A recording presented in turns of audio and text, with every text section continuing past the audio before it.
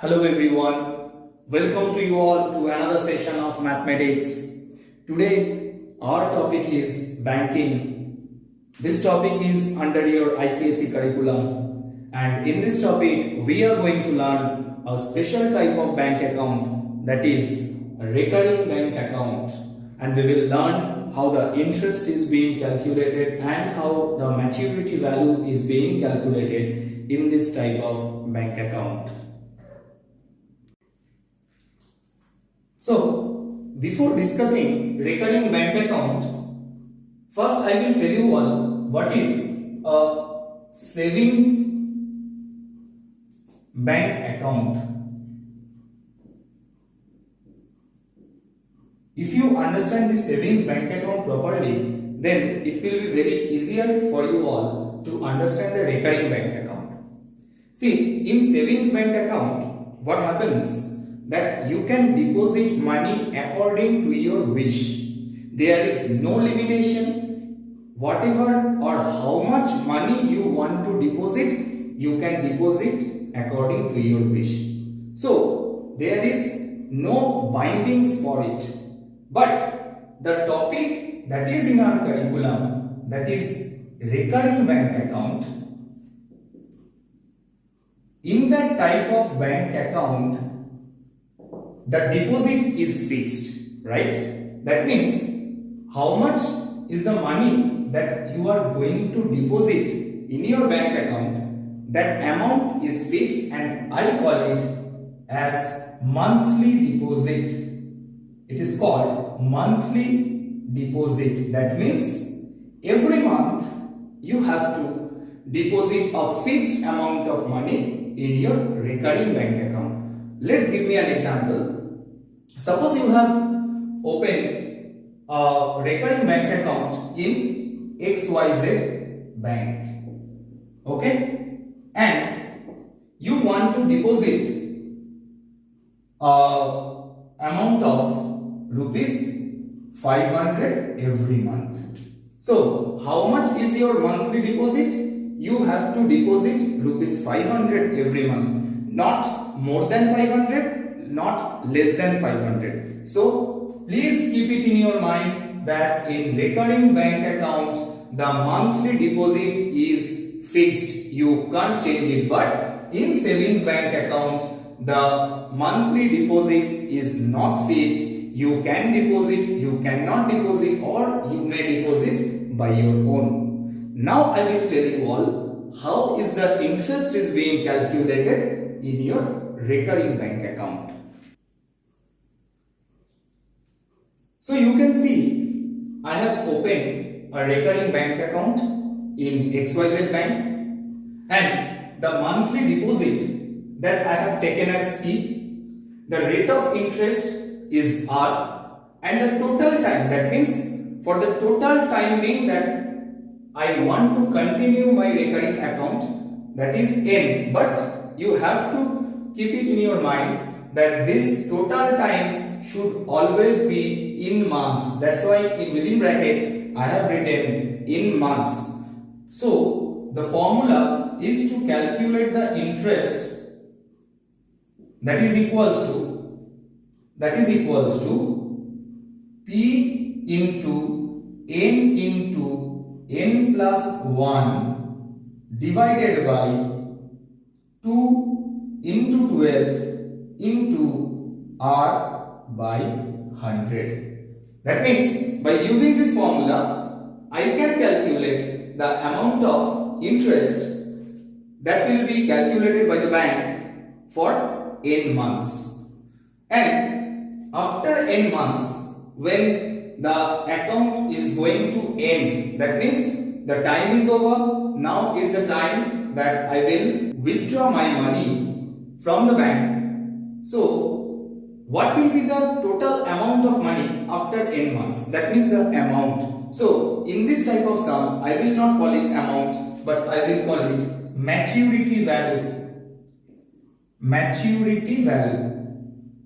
Now see students, that maturity value will be equals to total deposit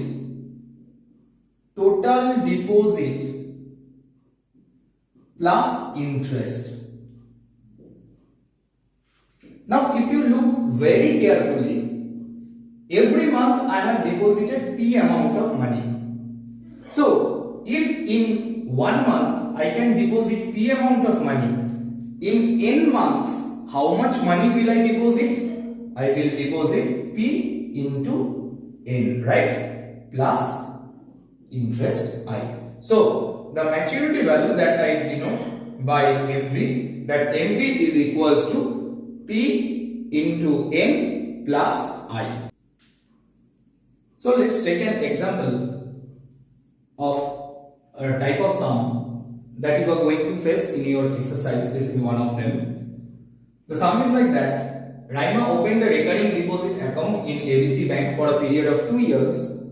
If the rate of interest offered by the bank is 6% per annum and the monthly installment is rupees 1000, calculate the maturity value. So students, previously also I have told you all that your focus should be on your given data. If you can understand your given data properly, your sum can be easily done. So first I will write what are my given data. And what is my monthly installment? My monthly installment, that is P, is equals to rupees 1000, right? Now for how much time I want to maintain this recurring bank account? For 2 years. But students, during explanation I have told you all that the time, that means the value of n, should be in months. So 2 years means how much months? 2 years means 24 months. That means n value will not be 2 years, n value will be 24. I think I am completely clear that why n is equal to 24, because the recurring account depends on the monthly deposit. And what is the rate of interest that is offered by the bank? That is 6% per annum, right? So now I will calculate the interest first. So the interest within bracket I, that is equals to P into n plus 1 divided by 2 into 12 into R by 100. I will tell you all that please remember this formula well for this kind of sums, because if you have made any mistake in the formula, your answer will be wrong. So it's my request to all of you that please go through the formula properly. Now I will put the values. P is how much? That is monthly deposit, that is 1000 rupees, into n value is how much? N value is 24. So it is 24 into 25 divided by 2 into 12 into how much is the rate of interest? That is 6%. So 6 divided by 100. If you calculate this, your interest will come rupees 1500. That means after 2 years, this 1500 rupees you will earn as interest. So the maturity value will be, that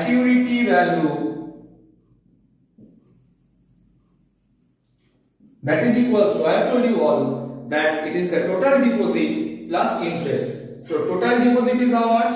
Total deposit is P into n plus I, right? So P into n, that is equals to P is your monthly deposit, that is rupees 1000 into 24 plus 1500. So how this is your,